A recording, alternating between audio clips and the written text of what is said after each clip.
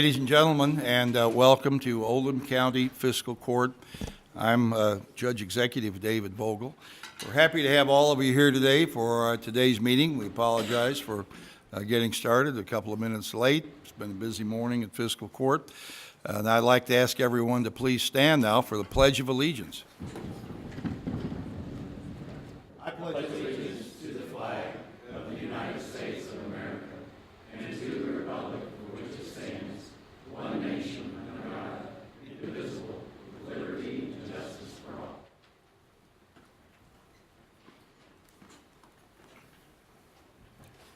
If you have a cell phone with you today, I'd like to ask you to join me and turn it to off or vibrate. Madam Clerk, will you please call the roll? Magistrate Likens. Here. Magistrate Tice. Here. Magistrate Leslie. Magistrate Greenwell. Here. Magistrate Hounds. Here. Magistrate Eldridge. Here. Magistrate Dye. Here. Magistrate Logsdon. Here. Judge Vogel. Here. Having all members of the Fiscal Court present, this meeting is now in session. Is there a motion to accept the agenda? So moved. Second. Any discussion? I'd like to add under, let's see, county administration, under item B, we have you should have it in your packet there, a piece of paper from KIPTA asking that we just sign a statement of assurances to receive a grant from the Department for Local Government for area development funds. All right, anybody else have anything? Hearing none, all in favor, please say aye. Aye. Opposed? So moved. Now I'm going to ask our clerk to please read the minutes from the last meeting, which was April 3rd. April 3rd, 2018. The Oldham County Fiscal Court convened at a regular meeting at 2:05 p.m. with Judge Executive David Vogel, County Attorney John Carter, and the following magistrates in attendance: Brent Likens, Wayne Tice, Steve Greenwell, Chris Hounds, Kevin Eldridge, Bob Dye, and Michael Logsdon. Magistrate Leslie was absent. Motion made by Magistrate Greenwell and seconded by Magistrate Likens to approve the agenda, adding executive session to discuss pending litigation. Motion carried unanimously. Motion made by Magistrate Hounds and seconded by Magistrate Dye to approve the meeting minutes of March 20th with one spelling correction. Motion carried unanimously. Public comment, none. Jail budget for fiscal year 18-19. Jailer Mike Simpson presented the proposed fiscal year 2018-19 budget for the jail. County administration payables. Motion made by Magistrate Logsdon and seconded by Magistrate Greenwell to approve the payables as submitted. Motion carried unanimously. Community business, second reading, public hearing for the fiscal year 17-18 budget amendment. Melissa Horn presented for second reading, public hearing, proposed ordinance number KOC 18-220-445, amending the existing Oldham County budget for fiscal year 17-18 to include unbudgeted receipts from AOC improvements, LaGrange Parkway improvements, flood mitigation project, recreational trails, and reserves for a land purchase. Increasing the receipts of general fund and LGEA fund by $2,800,179.19 and increasing expenditure accounts by $2,800,179.19. As submitted, and the floor was open for public comment. There being no public comment, the public hearing was closed, and motion made by Magistrate Dye and seconded by Magistrate Hounds to adopt the proposed ordinance KOC 18-220-445, amending the existing Oldham County budget for fiscal year 17-18. And discussion followed and motion carried. Contract agreements and resolutions. Animal control spay-neuter grant.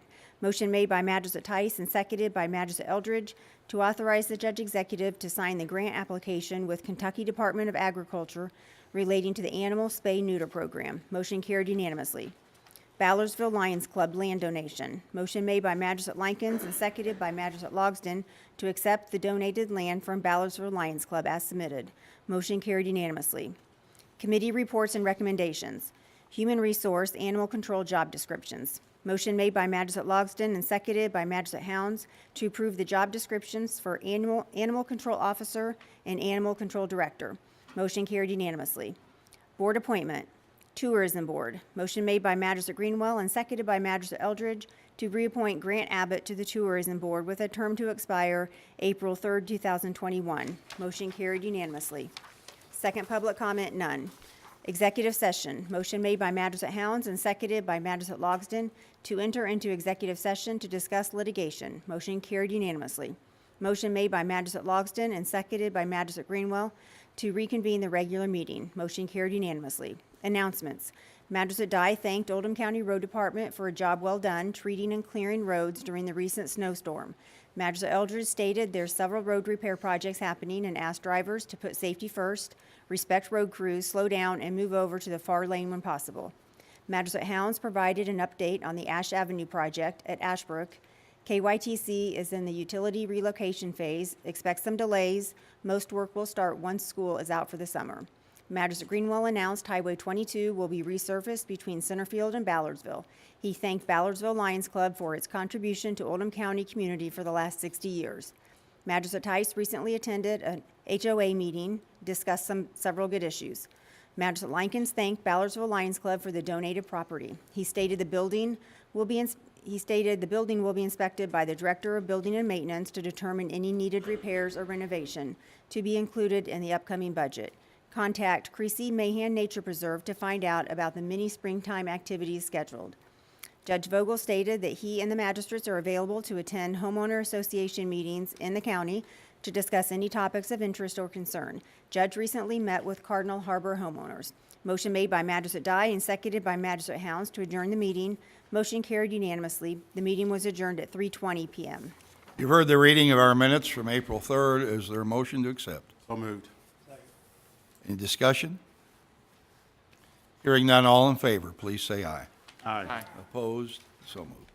Time now for public comment. It's the time during our meeting when people in the community are allowed to come forward and make any type of presentation or comments they might like to the fiscal court or the community. And welcome Amy Elby. Good afternoon, Amy Alvey, 2903 Kenlock Road, LaGrange, Kentucky. I'm here today as a citizen of Oldham County, not as your planning staff. I wanted to invite everyone on court and those watching at home to the annual Brain Injury Alliance of Kentucky Brain Walk. The title this year is Heads Up for Brain Injury Awareness Walk. It is Saturday, May 12th at EP Tom Sawyer Park. The registration begins at 8:30 and the walk begins at 10. The Brain Injury Alliance of Kentucky, they provide programs and services for brain tumors, survivor and family support services, information and family referrals. They also provide a statewide resource journal, education and training. They are big legislative advocates for people with brain injuries, as well as for military members that have received traumatic brain injury during their time of service. This is very true and dear to my heart of having a child that has a traumatic brain injury, so I just invite everyone out to hopefully come and support on May 12th at EP Tom Sawyer Park. Again, registration starts at 8:30 and the walk begins at 10. Thank you. Thank you, Amy.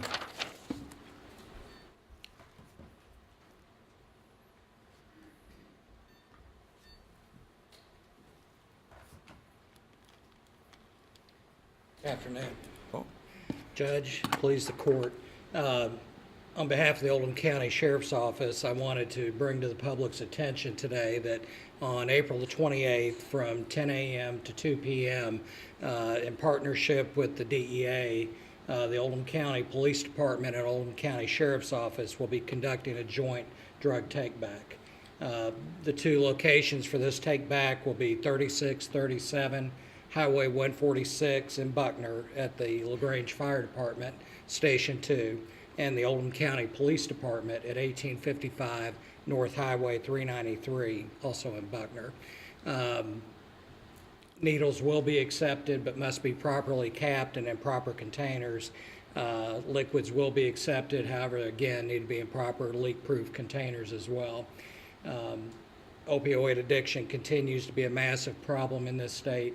From 2012 until 2017, over 5,000 Kentuckians were lost to overdoses. So again, we encourage the public to remove those unwanted medications from your closets, from your medicine cabinets. bring them out, and they'll be properly disposed of in a EPA-approved manner. Thank you. Right, Deputy Meese, I'd like to thank you. You have been very instrumental in promoting and letting community know about this program. I think sir. my recollection is the last time it was operated, there were 200-some pounds of. Actually, 396. It was our 396 largest take-back to date. Well, that's when you know how small a bottle of pills is, Yes, sir. that's. Thousands and thousands of controlled substances were turned in for proper disposal. I did have a suggestion by someone who contacted me about this and asked if we would consider perhaps adding other locations in the county. I don't know how that would work manpower-wise, but sometimes people, be closer to go to a fire department in their area. Yes, sir. But Sir, we take don't a want to look at it. confuse people because we've always had it at these locations as well. So anyway, that's just a thought, but Look at it. thank you very much. Thank you, sir. Judge? Yes, sir. Officer Meese, what is the proper way to return, say, a bottle of pills? Should they cut the prescription off so the prescription information's not on, take them out of the bottle, put them in a baggie? Could you explain that to us? That's a great question. Actually, for everyone's safety in general, we recommend that either the pills be left in the original container, and the name can either be scratched off with a marker or the entire label can be removed. They're going straight into a container to go straight to the incinerator, so they're not handled again by anyone else. Thank you. Thank you, sir. All right, thank you. Thank you. Many people in the community may know, but some may not know, that we are part of a class action suit involving counties in Kentucky, Ohio, West Virginia. That suit has been consolidated to a federal district court in Cleveland, and from time to time we get updates on the progress of that suit. As with all legal proceedings, it seems to move slower than we would like in life, but it is going forward, and we're optimistic that the distributors of those pills that are not keeping good track of what they're doing and are going to be brought under control through this lawsuit. So at least that's what we hope. Is there anyone else who would like to address the fiscal court? Seeing no one, I'm going to close our public comment and go on to the first item on our agenda today, and that's a presentation from Tri-County Community Action Agency. Joan Mills with the Compass Program is here to tell us about the Compass activity and that which is tied directly to rehabilitation of drug abuse in Oldham County. That is, I don't know, is this, face up?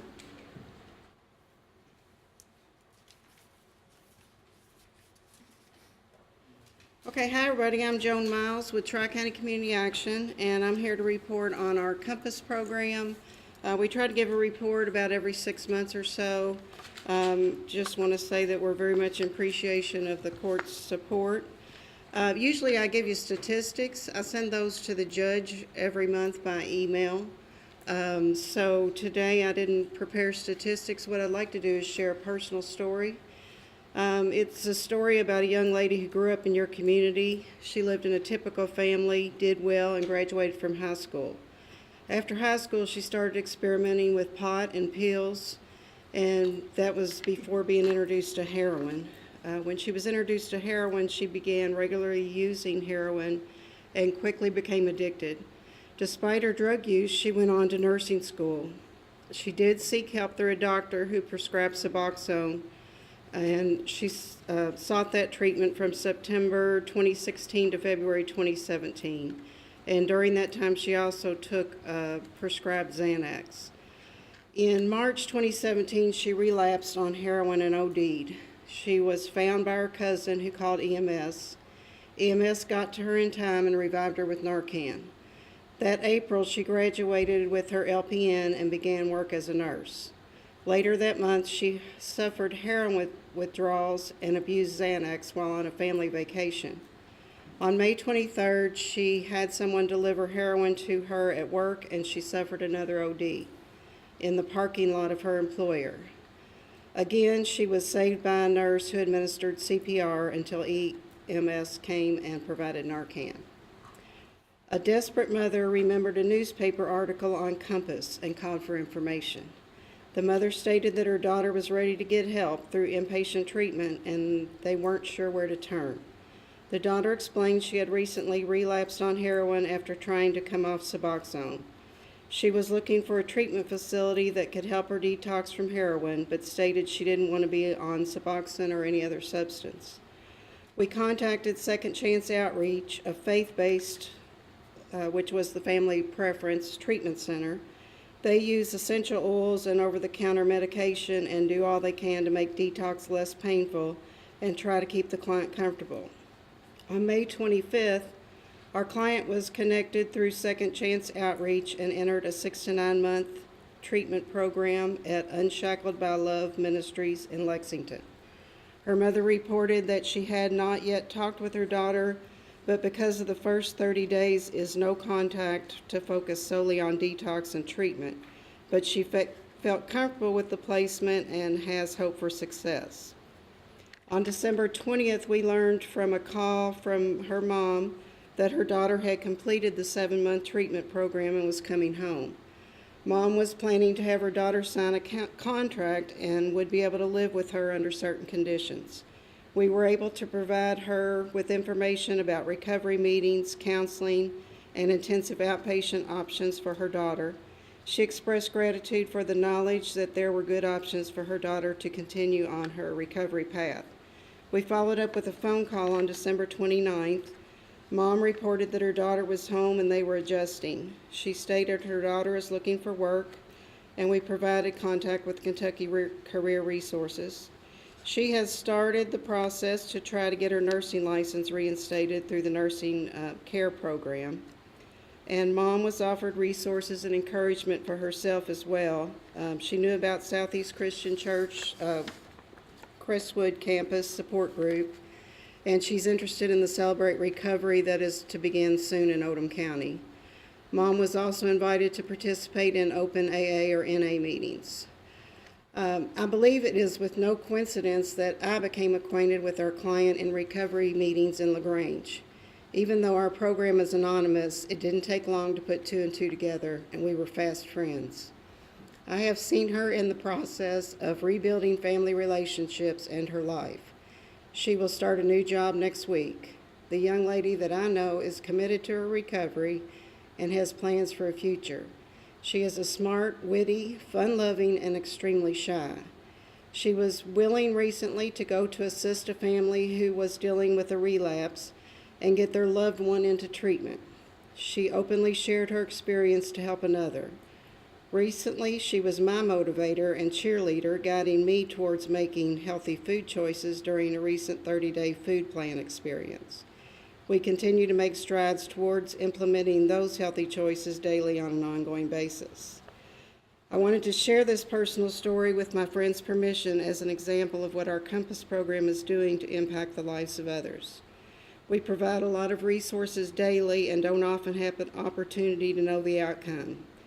We are striving to help educate our communities about substance use disorder and recovery, and I hope you'll consider joining us this Thursday at one such event, and that's what you see on the overhead, and I have flyers if anybody's interested. I often hear people say that addicts deserve to die and that Narcan is a free pass. I believe this story is a prime example of the true fact that all lives have value. I am so grateful that my friend got her second chances to live and find recovery. And this is where I would love to introduce my friend.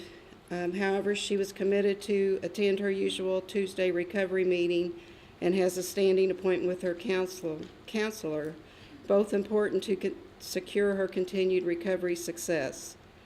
I'm sorry you don't get to meet her today, but you and I meet people like her every day. They are there to check and bag our groceries, building our next new truck at the Ford plant, picking and packing our Amazon orders, caring for our elderly. They are our doctors, lawyers, and nurses, or sitting next to us at church. And I want to express my sincere appreciation to this court for the funding provided for our agency, and particularly the Compass program. All right, thank you, Joan. Does anyone have anything they'd like to ask about that? Appreciate you working with the people. think it's, let's say not amazing is not the right word. Let's just say it's tragic that so many people fall into this quicksand and have a terrible battle getting out of it. And appreciate the help that you're providing people, not to relapse or to find their way out of this, labyrinth of problems. Thank you. We said when we started that if we could help one person, it would be worth it, and it's been much more than that. Right. Okay. Thank you, Joan. Okay, Steve? I just want to say, Joan, thank you for not bringing a bunch of statistics to us. They're important, yes, but I think a real-life story means a whole lot more than. I'm just sad you didn't get to meet her. Thank you. Is there anyone else who would like to speak on that? Seeing no one, we'll go on to the next item on the agenda is our county payables. I'm going to remove one here today having to do with the Community Foundation. We'll take that off and push that forward a meeting or two to discuss all the aspects of that program in the next couple of weeks. Otherwise, when you're ready, we'll have a motion to approve. Second. Is there any discussion on that? Hearing none, all in favor, please say aye. Aye. Anyone opposed? Aye. Motion carries. Next item on the agenda will be budget transfers. Melissa Horn, County Treasurer, will discuss those.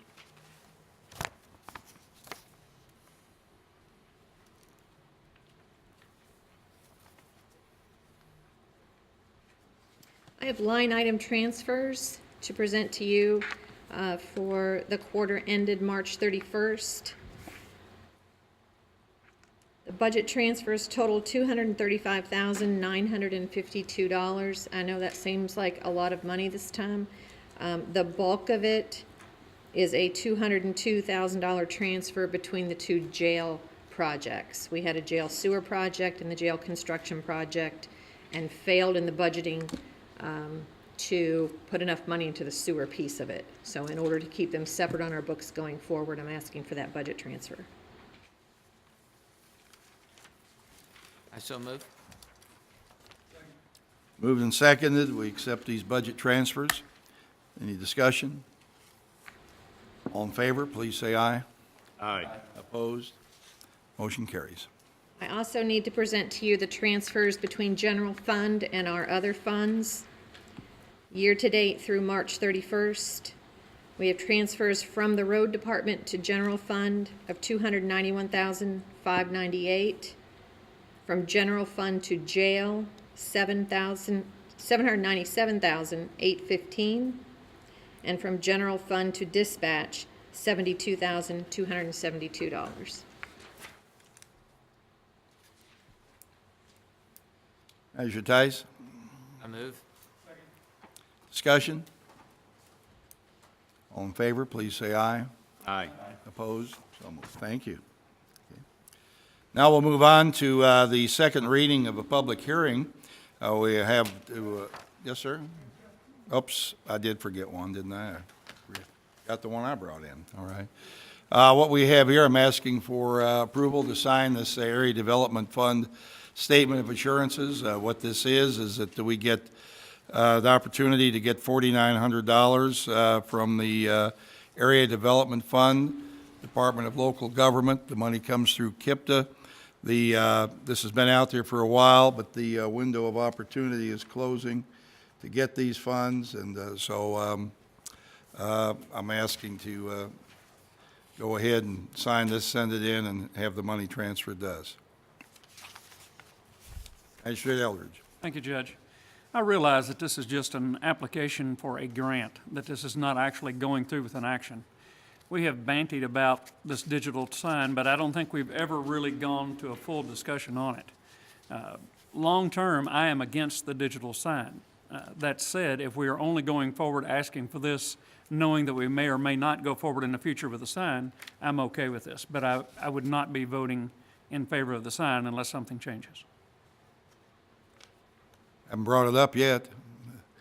I would Yeah, I'm in favor of a digital sign in downtown LaGrange. I would reserve my judgment till I see the parameters of what it's about unless, but that's what this is, and the money can be segregated and held back to do that. Just wanted to go on record. Measure die. I don't see where it says $4,800 on here. Maybe I'm just missing this tiny type. It doesn't say it on here. It's $4,899.34, something like that. I just know what it is. I'll give you a motion to sign this grant for the $48.99.34. I'll second, Judge. All right. Any further discussion on that, Magistrate Likens? Is there a match, or is this just No, a true grant? It's just flat out gift. Thank you. Okay, if we don't use it for this purpose, we'll have to return it. Mr. Tice? Before we take that to vote, if I could just ask a couple of questions in regard to what we're doing there at the square with the light. Have we heard any more about the new light fixtures? The new light fixtures, the states asked for a bid on the light fixtures. For the red lights, they did not get any response. Okay. We've asked for architecturally designed light posts to go out there on that rather than the standard less attractive features, but for whatever reason, they haven't been able to put out a bid that can get a response. I've asked Jim to go directly to the company that manufactures these and ask what it is about the bid that causes them not to respond. We think it may be the wording of the bid, some things about it that is making the manufacturer uncomfortable, but the state's tried three times, they've failed.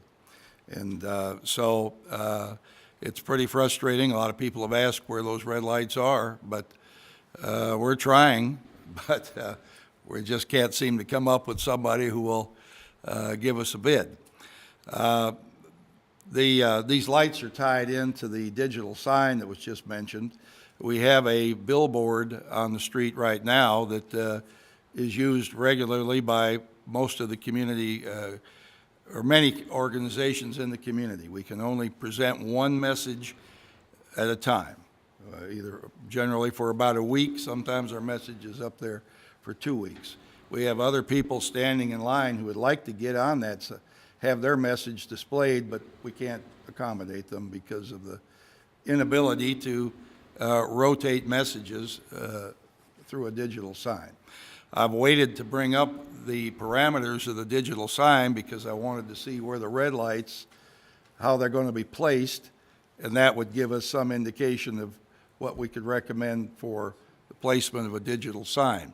I don't think it would be right where the billboard is now because I'm afraid that the sign, the red light standard would be right in the middle of where the billboard is. So, in other words, it would block the vision. So, these things are interconnected. I haven't brought one forward because I haven't been able to get the other problem solved. We're continuing to work on it, but it's pretty hard when you can't get bids from people to be able to go forward on that standard. Did you? I wanted to finish with that because it's kind of leading me to something that I'm running through in my mind. As the intersection as it is now, everybody stops, and if there's a digital sign, we can stop, pause, look at it, and then go. If we've got a green light at that intersection, could we be doing something like, if you're trying to look at the sign when you're traveling, not at a stop, then it's kind of looking at our cell phone when we shouldn't be. And I wanted to bring that up. It's something we can all think about a little bit, depending on going forward. If the two will work harmoniously together, are they going to create problems for us? And just a thought. Well, we could certainly explore that. I personally don't think there's an issue. Digital signs are common all over the area. I have yet to hear anyone say that one's caused an accident by people looking at it. The school board has them up at the intersection of Oldham County High School. I'm not sure if South Oldham has one, but certainly Oldham County does. LaGrange Elementary has a sign. There's all kinds of signage on the street, and the placement of a sign out there would certainly want to be in an area that doesn't cause any kind of friction or problem, but the driver's supposed to keep their eye on the road. Other people in the car can look at other things, but every road we drive on has hundreds of distractions everywhere on it, so you could be looking at anything. But we can certainly explore that. Would you agree, Mo?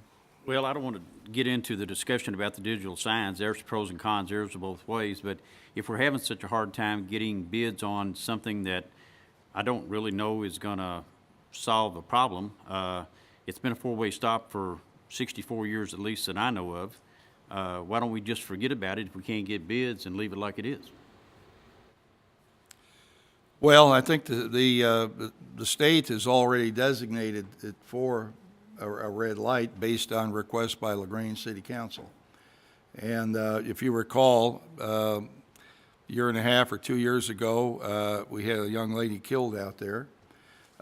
We have had other accidents that are not as widely known.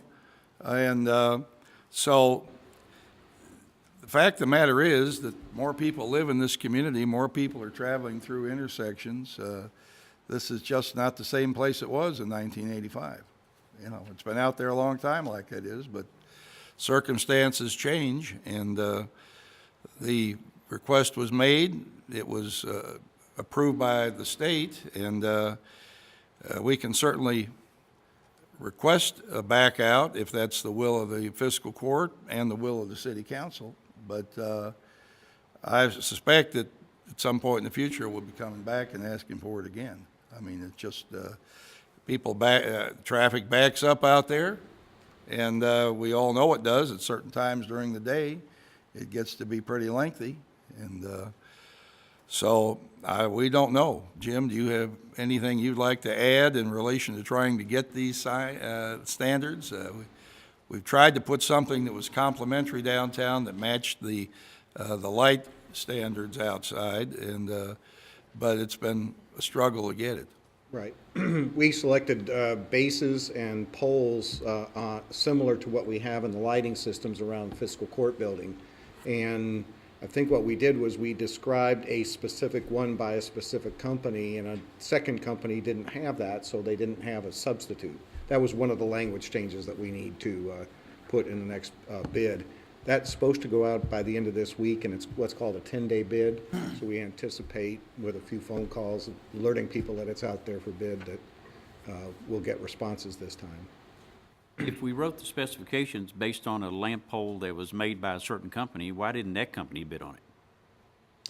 I can't tell you that. I mean, we requested the look that we liked, that we thought matched the light poles outside the building here. Right. But the state are the ones that submitted the request for the bid. So we don't know Right. what it caused somebody not to go through with it. Well, and one of the other changes, we had a 60-day delivery time, and we're going to expand it to 120 days because maybe at 60 days they couldn't manufacture it. This is not something they have in stock. They manufacture all of these to order. And maybe they just, with their production schedule, couldn't put it out in 60 days, so they thought, oh, well, we can't bid on it because we can't actually, that was another item that we're going to change in the bid. If we did this at the request of, if we got involved at the request of LaGrange City Council, and I had forgotten this, then why are we involved in the bidding process, and why are we involved in, I would bet, paying for the product? At least 50-50, if not all of it. If this is all done at the request of the LaGrange City Council. Typically, we, at the planning office anyway, work with the transportation cabinet on all the projects, whether they're in the city limits or not, and I guess that's just why I went ahead and, because I know some of the folks and made contact with the people in Frankfurt that were putting this out for bid, and so I just took it upon myself to work with the state to try to get, instead of the standard silver poles, decorative poles and mast arms. So we. I think we went through this last year, we talked about this, and I believe that it was well known that we had expected to probably come up with roughly $15,000 for our half of the installation of these things. So I don't think that's a new subject. Thank you, Judge. The problem that we've got, at least from my point of view, as being one of the magistrates in LaGrange, we've always had a problem with the four-way stop. There was no question. Kentucky came to us and thought the problem would be bettered by a stoplight. But our current situation for this last 6, 7, 8 months, in the way that it is striped today and the way it's laid out without any light, it's much more dangerous, and I'm getting much more complaints than I did when it was four-way stop. Because when people pull up and you've got the short lane and the long lane, there's nothing to tell them to go, and that car in the long lane blocks their view to where they can't see who's coming or going. Consequently, I'm getting much more complaints with this striping job and no light than I did with the old four-way stop striping job. So my thing would be, and again, I have no idea, and I know you guys don't either, but if we're gonna be another 6 or 7 months, maybe we could go temporarily back to the old striping until we get the lights. I don't know. That would be something to be explored. Well, let me back up for the benefit of those watching that, to understand the project a little better too. There were two situations that came together to get the lane configuration and the lighting. One that Judge Vogel mentioned, we had somebody that was struck by a vehicle and ultimately died in that intersection, and that instigated the state to look at signalizing that intersection. The other was the paving of Kentucky 53 from 146 out to Ballardsville. And when they do that, they do everything from putting in handicapped accessible curbs in the sidewalks to also looking at lane configuration. So when they put the lane configuration at 146 and 53 in terms of the way they were going to stripe it, two things were important there. One, the future traffic lights, but also they actually, if you're heading north on 53 and come to that intersection, the right-hand lane now moves to the left slightly because tractor trailers can't get around that corner without hitting the telephone pole that's there. So they gave a little bit more turning radius, and that kind of pushed this notion of how they laid out the turn lanes. So to go back and restripe it temporarily, I suppose they could, but the whole idea is that they're really setting it up for ultimately the best turning movements that they felt, and they being the transportation cabinet. So it was a couple of things all together that put the lane configuration the way it did. It's a challenge compared to what, it used to be, I agree. All right, well, I don't know what to say about it other than that we want to get this bid in and try to keep moving forward on this thing and create a safe situation out there. There are walk, don't walk, signs ready to go. Either they're out there or they're not operational at this point, but that was to help, we had that one tragedy here a while back, and there have been some other people that have had either been nicked or close calls, so the circumstance is such that everything is a little more narrow around here than really what we need it to be, but we can't move all the buildings to create more space. Anything else for anybody? Okay. All right, thank you, Jim. I believe we've got a motion on the floor. Any more questions about signing the ADF grant? All right, hearing none, all in favor, please say aye. Aye. Opposed? Aye. Motion carries. Next item on the agenda is going to be the smoking ordinance, second reading. And this is a public hearing, so we will begin with a presentation, and then if we'll allow some time here in the meeting for anyone who would like to speak for or against this change in the ordinance to do so. The proposed change has to do with repealing and replacing Ordinance 06820 4.4, relating to the prohibition of smoking in Oldham County and the establishment of this new ordinance. And the new ordinance basically prohibits smoking of any kind, including electronic cigarettes and other new types of smoking devices. These are not allowed anywhere in public space, in any inside public space. Would Teresa Gamsky like to speak to this, or Liz from the Oldham County Health Department? Thank you, Judge. Good afternoon. Due to the important nature of this ordinance, I'm going to read a statement, if you don't mind. Can I ask you to project? Yes, sir. My name is Teresa Gamsky, and I'm the Director of Public Health commissioned to protect the health of Oldham County community and their families. I'm also a resident of Crestwood, and I've worked in this community for the past 18 years to protect families, their children, and to promote healthy lifestyles. I extend my great sincere thanks to Oldham County Fiscal Court and the leadership of the Public Safety Committee. They've worked tirelessly on this revision for over a year. We believe the work the Public Safety Committee has done is simplifying and strengthening Oldham County's smoke-free ordinance.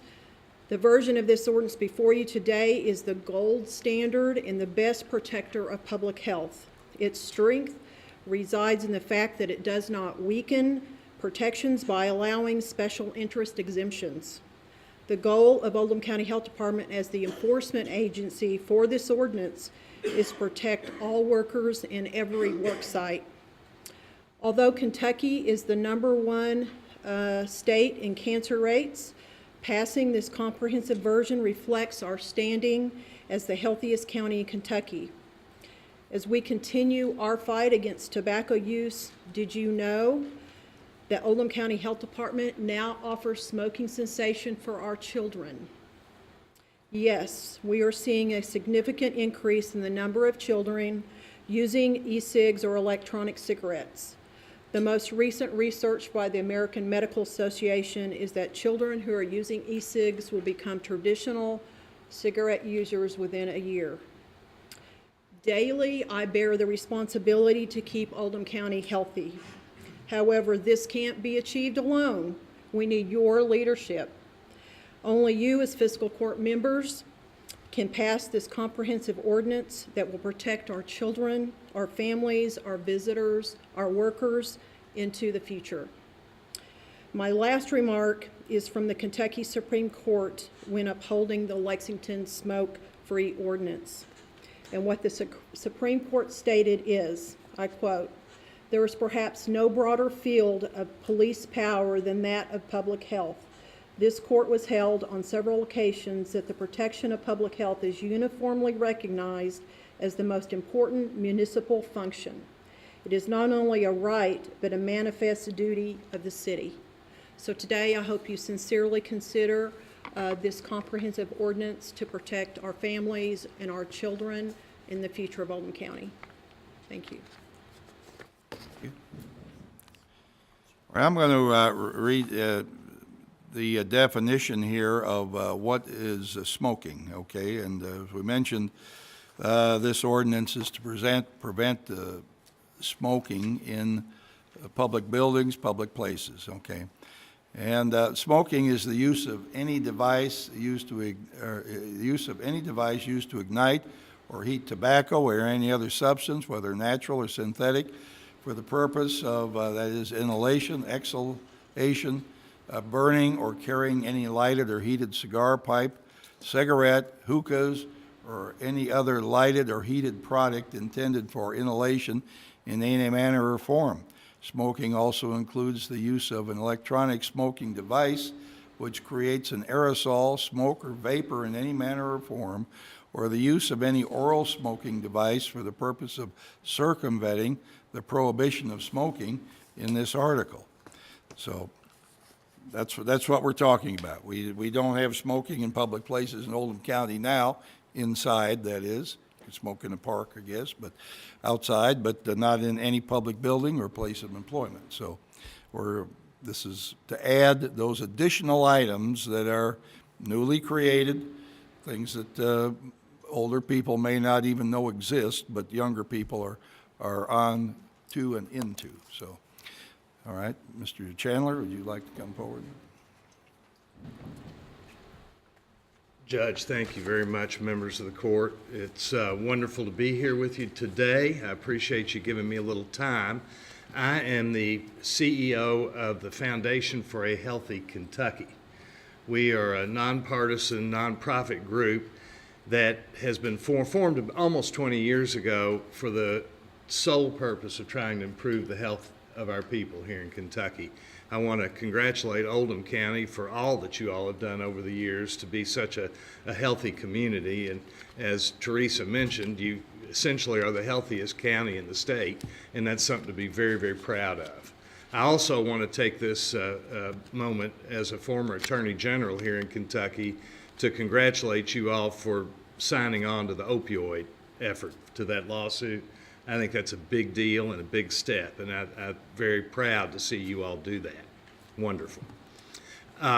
We at the Foundation have been a part of creating a coalition in Kentucky that includes over 160 groups, all with the goal of trying to reduce smoking in Kentucky. It's called the Coalition for a Smoke-Free Tomorrow. The reason for that is we've got a smoking problem here in the state. I don't know if you all were aware of this, but we are the cancer capital of the nation. We have the highest cancer rate in the United States of America, the state of Kentucky does, and smoking is a large part of that. It's thought that a third of all cancers are caused by smoking. In other words, a third of the cancers that people contract are preventable. So it's very, very important that we do something about this. One of the members of our coalition is the State Chamber of Commerce. Well, there's a reason why the State Chamber of Commerce is a partner with us in this effort, and that is that they know that this is one of the main issues that prevents communities from being healthy, and healthy workers, a healthy workforce, is absolutely critical to a good business environment here in the Commonwealth of Kentucky, because unhealthy workers cause hits to businesses on the front end in terms of lower productivity and on the back end in terms of higher health costs. So it's a very important thing. Business interests see it as extremely important here in the state as well. You all have an opportunity today to become the 5th county in Kentucky to have a comprehensive smoke-free ordinance. And we're very excited about that, and very excited about the leadership that is connected with that. I've been going around the state, and our coalition has been going around the state trying to encourage these types of ordinances. And I've been telling several different counties and county fiscal courts that they can be the 5th one in the state. And I think you all are going to prevent them from being able to do that. They're going to have to come in behind you. It is an important measure, because what you're talking about here is changing community norms. It really will reduce the level of smoking in the community. We have seen that in other communities in Kentucky and in other states, and it really will ultimately have a significant effect in lowering the cancer rate. And that's just one of the things, one of the health problems that smoking causes. But we are also concerned about the proliferation of e-cigarettes. We're seeing, as Teresa said, a much higher use among young people. Flavors are being produced, cotton candy, bubblegum flavors, which couldn't be out there for any other purpose than to try to get kids to essentially get hooked. These products are full of nicotine. Nicotine is one of the most addictive substances around. So to include that, we think is very, very important. But I have come here just to voice my support and to tell you all that we are just very, very pleased that you're taking this up, and would encourage you to go ahead and pass this ordinance. We think it's a great thing, and I thank you very much. Thank you. Is there anyone else here who would like to speak in favor of this ordinance? Seeing no one, I'm going to close that part of our public hearing and ask if there's anyone who'd like to speak in opposition to it, who's here today. All right, seeing no one, I'm going to close that part of the public hearing. I'll go to the fiscal court now. Is there a motion to accept this ordinance? So moved. Second. All right, moved and seconded. Excuse me. Discussion among fiscal court members. Magistrate Likens. I know Magistrate Leslie has worked pretty hard on this issue, and we had to go back and tweak this to be very specific on where this, we had to tell where private residents differed from businesses and things like that, and as the old saying goes, my right to swing my arm stops where your nose begins. And so I think this is a very good comprehensive plan, and I hope fiscal court passes it. Thank you. Does anyone else like to speak to the proposed ordinance? Magistrate Greenwell. Thank you, Judge. Magistrate Likens, you're one of the very people that says that the best government is less government. I'll give you a little history about the original smoking ordinance. There was 9 members on court the day we voted. It was deadlocked in a 4-4 tie among the magistrates. The county judge broke the tie, made it 5-4. I voted against it. I do believe less government is the best government. I know I'll probably be the only one today, and I'm fine with that votes against this. The only time I see any vaping at all is out of people's vehicles. I see the window rolled down, and I see it rolling out of the car. We're not doing anything today to change that. When's the last time anybody saw a hookah in a public place? Have you seen any? I don't think that's a big issue. There's a couple places on Bardstown Road. They're not in Oldham County. Exactly. And they've passed the very same ordinance in Jefferson County, and you still see hookahs in Jefferson County. So like I said, I just believe that we don't need to be trampling on people's rights. I don't think it's that big of a problem in Oldham County right now. I've not seen an issue with this. I drive a school bus every day on one of the 3 campuses in the county, South Oldham. I see nothing going on down there on that campus. Don't even see it in the cars that I drive beside every day as everybody's leaving high school. I don't see it. I do see it occasionally, like I say, in the county, in cars. I just don't see it in public. So I'm going to vote against this. Anyone else like to make a comment? All right. I'm going to ask the clerk now to call the roll.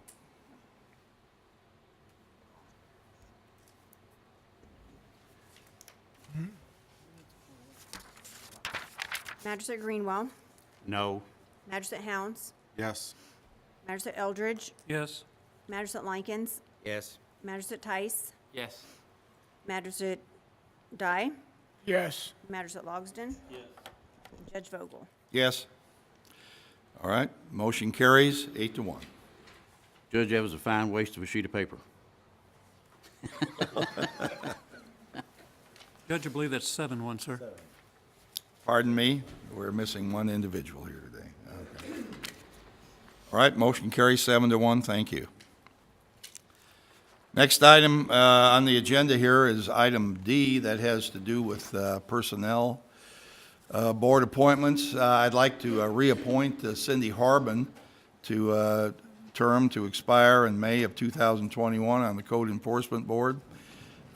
Cindy has been on the board as chairman of the board. She's done an excellent job, understands our county ordinance as well, and I believe she has conducted her board in a fair, impartial way with good representation for the needs of the county and balancing that with the circumstances, the people who appear before the Code Enforcement Board. So I'd like to ask her to be reappointed.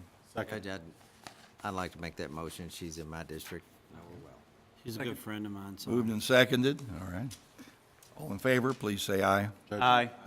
Oops, sorry. I want to echo your comments about Cindy. I was on the Code Enforcement Board for a number of years, and she was the chairperson. And she does do a fantastic job with that, and that is a difficult task. because a lot of times people are coming in, they're mad. And she does a good job of making them a little less upset, but they're usually mad when they leave because you hit them with a fine or something. Thank you. All right, any other comments? All in favor, please say aye. Aye. Opposed, so moved. Next item, I'd like to reappoint to the Tourism Board, Bill Schneider. Of course, Bill is an energetic guy with a big smile on his face. He's a hard worker and has been a valuable member of the Tourism Board. And I would like to reappoint him until May 1st of 2021. I'll second that motion if you're making it. Yes, sir. Okay. All right, that's made and seconded. Is there any discussion on that? All in favor, please say aye. Aye. Opposed? So moved. Now we're down to our second public comment here. If anybody's come in who would like to address the fiscal court since the meeting began, you're very welcome to do so now.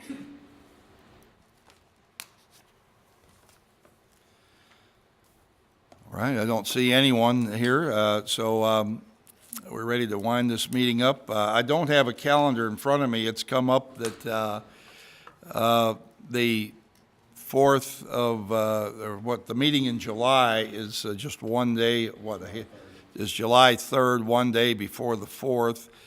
Many people like to use the 4th of July weekend or period as a holiday. Would anyone like to push our meeting back to the 10th of July based on that? Would you the 10th and 24th then? Well, I'd like to stick with the regular schedule if we, 10th and the 17th? the 10th and 17th. Anybody see a problem with that? I would ask our accounting people, is that what you all would prefer? That's the new year. Well, I know, but they're the ones that's got to deal with the checks and payables.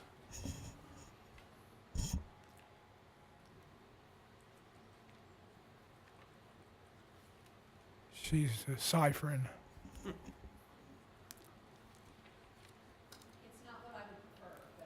What would you prefer?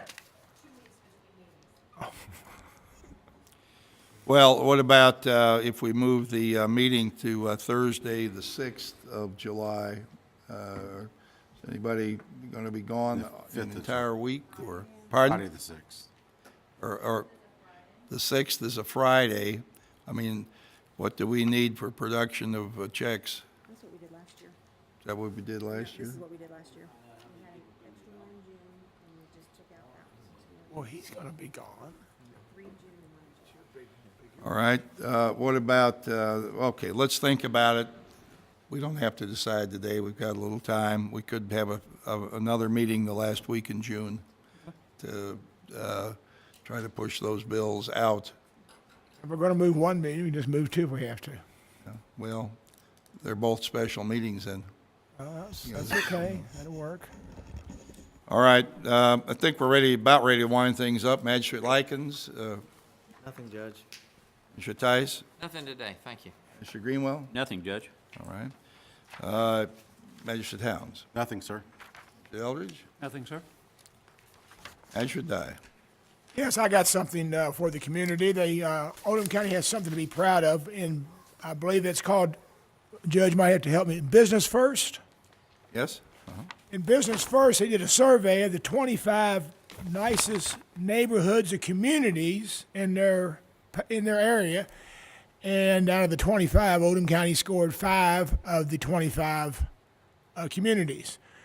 Going from top to bottom, Crestwood came in number 6, Pee Wee Valley number 13, Goshen number 19, Orchard Grass Hills 22, and LaGrange was 23. So I think when you're placing, I think that isn't that every city in Oldham County? Left out Ballardsville. Oh, Ballard, is that an actual city? I thought that was just a spot. Anyway, I think it bodes very well for the community to think that your 5 cities, all of them got rated in the top 25 in this metro area. That's all I got. All right, thank you.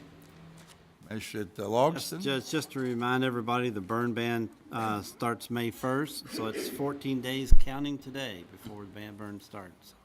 So we were talking about smoke today, so Right. just to remind everybody about the burn ban.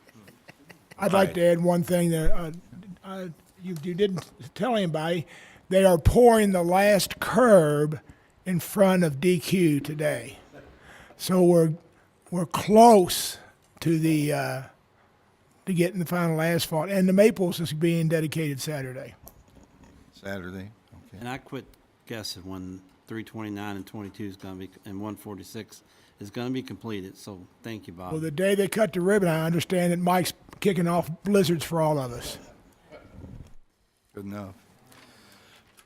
All right, is there a motion to adjourn? So move. All in favor, please say aye. Aye.